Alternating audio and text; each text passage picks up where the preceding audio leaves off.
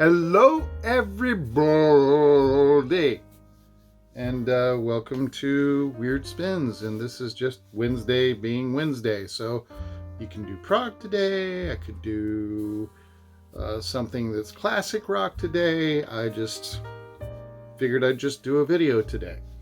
This last weekend, I had a bit of a run of interesting luck. I typically do not have much opportunity to go thrifting, but I wound up with a gap that was enough time for me to pop in and check a couple of places out, and not enough time for me to go out and do my side hustle that I usually am doing when I'm not driving professionally. So it basically became a matter of, okay, you're passing by a place, check it out. And I'd seen this place in Facebook Marketplace. I wish I had grabbed video of the first one.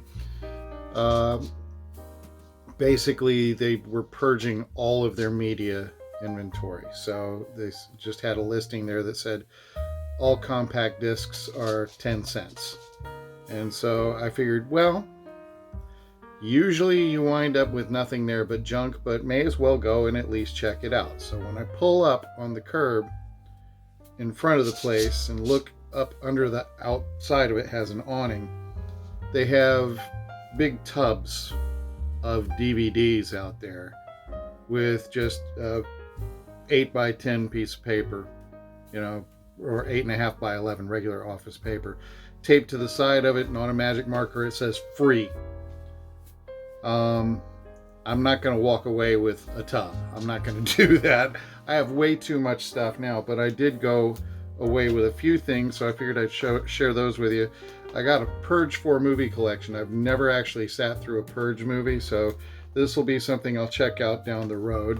And I don't know how I'm going to feel about them. I usually like my stuff more on the fantastical, weird side, strange, unreal. This sounds to me like something that could have a very real vibe, so if it gets to be a bit too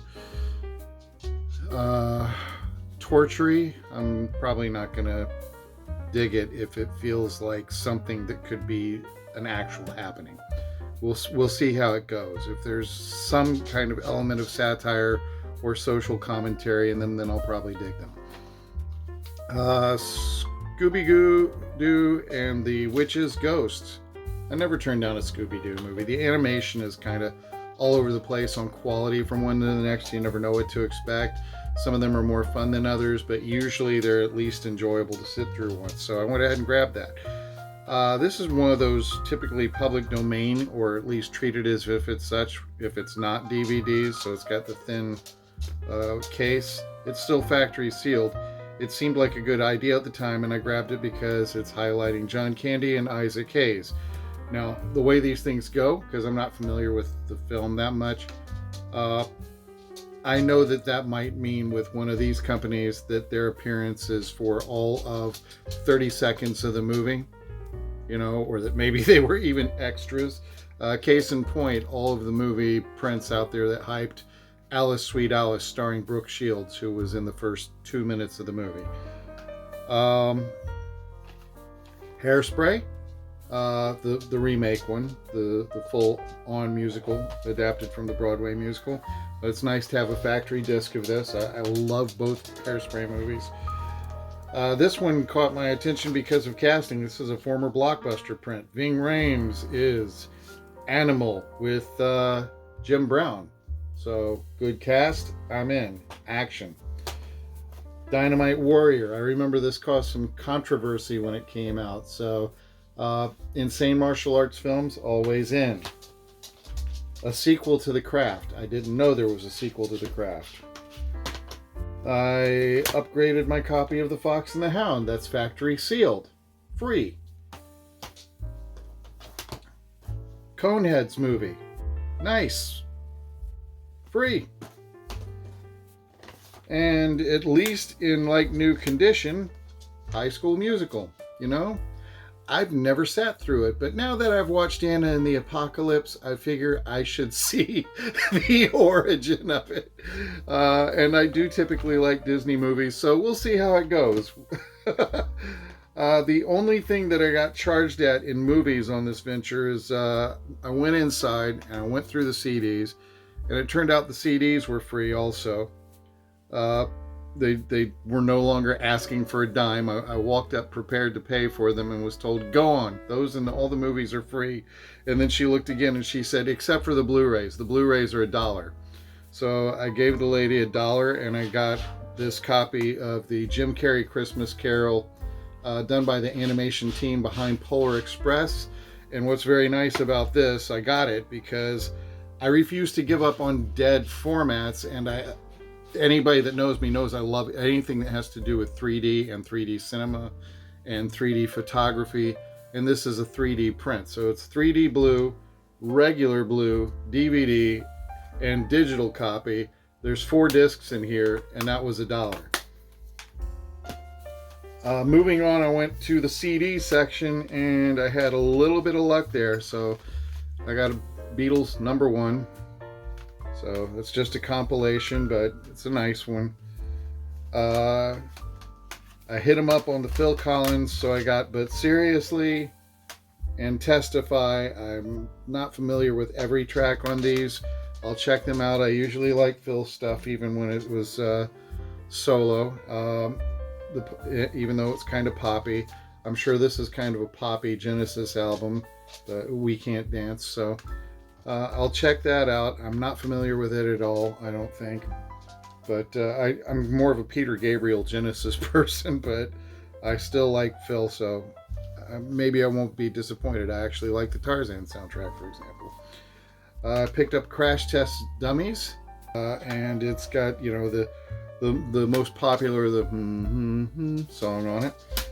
And this, unfortunately, is not part of a set, but it's the only one from the set. Should be 4 CDs in a box of Stan Freberg's show. So I'm really looking forward to listening to this, and I wish they had had the other discs. If I really enjoy what I hear on this, then who knows?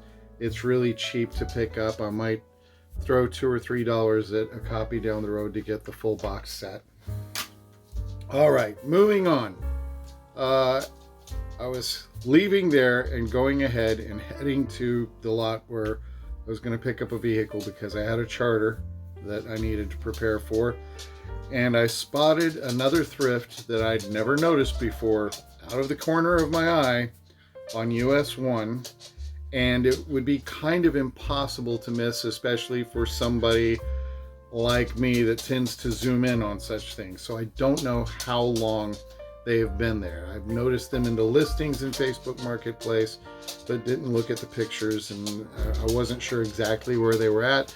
So just passing by casually and then glancing over, I all but slammed on the brake and did a U-turn to double back and go and park behind the place and go see them. And here's what that experience was initially walking up. I've just found a hidden gem in the area, and let's see how it goes. I just discovered a thrift you would love.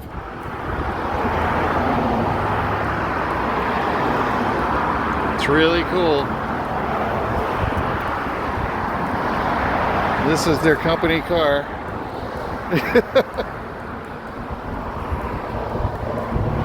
And I guess their mascot. I can't see the screen, so I hope that I'm capturing stuff. Anyway. Okay, so a fair assessment of the place. It was everything that I knew in my youth when I had Alucarda as a band project, and it was at its kind of burgeoning of interest in our area, and we had a section of our town called 5 Points in Jacksonville that was basically all these shops that were like goth boutiques and fetishy places and interesting offbeat music joints and fashion joints that really appealed to the art crowd, you know, of youth. And this was that, but less gothy in some ways of the pop culture of the mid-90s, leaning more in a way that I liked, where it's more heavy metal. Now inside, there were not a lot of records. There was one half-size plastic crate that was all heavy metal. And my thinking looking at it is that as you typically find in these sorts of places, it was mostly very overpriced and not exactly handled well. And by that I mean that the sleeves were not polybagged. They were asking things like $30 for a Y&T album that was not 100% pristine. There were a couple of Metallica picture discs in there that may or may not have been official. I didn't really examine them.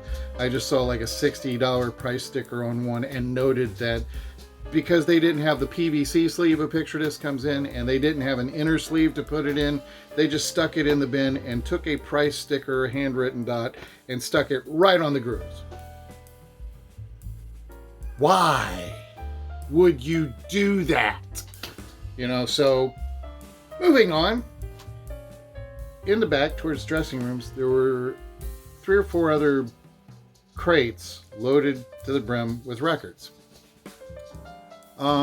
They were mostly your thrift fodder variety stuff. So I'm flipping through. It's like, well, it's in better shape than most of the time thrift stuff is, and it's cleaner, but it's still thrifty stuff. And then I got met with the surprise of finding Straub's Hero and Heroine. This is a beautiful prog album. There was a copy in there of Grave New World as well, so I may go back and see if it is still there. That one, the sleeve was split badly on. I didn't really examine the vinyl to see how it was, so if I pass by there again, I'll pop in and take a look at it and see if it's worthy of picking up. This just cost a couple of dollars. It was well worth it. The vinyl is near mint. It sounds beautiful. The sleeve is a pretty decent, very good plus. There's a little bit of an edge here, it looks like, but it's not exactly ring wear. It's so much as it's kind of a stain from the ring. The sleeve has not been worn there. It's just got a discoloration because it got dirty against other sleeves or some of the ink came off or something. It doesn't look that serious. There's no splitting. It's got just a regular kind of nicely cared for inner sleeve that has the lyrics and all. The record sounds absolutely great. And if you're not familiar with it, it's like early Genesis, Peter Gabriel kind of stuff, but a little bit more song structure friendly, where it's not so overly conceptualized that it has no verse chorus kind of vibe. There are song structures here to some extent, but it's still prog. The opening track is, I think, the best track on it. It's called Autumn, and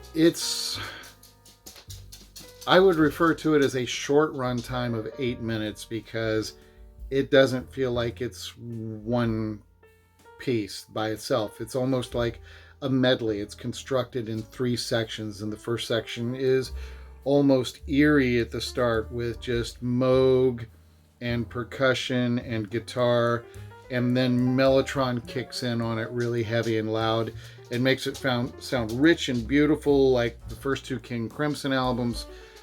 And then it just bottoms out to acoustic guitar and vocal, kind of bouncing between major and minor key, but a very kind of unplugged sound for the main song. And then at the end, it turns into this heavily melodic, almost choral piece with the Mellotron coming back in, all in a major key. That's really, really beautiful, honestly. And it's a very, very strong track and a very, very nicely done album. Great album. Again, the vocals sound a little bit like Peter Gabriel, but it's as if he's got more of an interest, like Freddie Mercury, in doing a lot of layered tracks and adding a lot of harmonies and a lot into the arrangement. So it's a very rich sounding album in places, but it doesn't just stand there. There's wide dynamics. It goes in and out with that density in the sound. So sometimes it's down to just an acoustic guitar and vocal, and then in other minutes it's just coming at you like Court of the Crimson King. Boom! Here's all this rich, fat sound. So very good album, very good lucky find in the field, and I mean the young lady that was working the counter there, and I brought this up in she had no idea what it was, So that's why it was probably still back there, just thrown out among the other records that were basically like Mantovani and Tony Orlando kind of stuff in a way. So that's it for Weird Spins. Hope you've enjoyed me sharing my quite lucky bit of a haul from last weekend. And we will see you again real soon.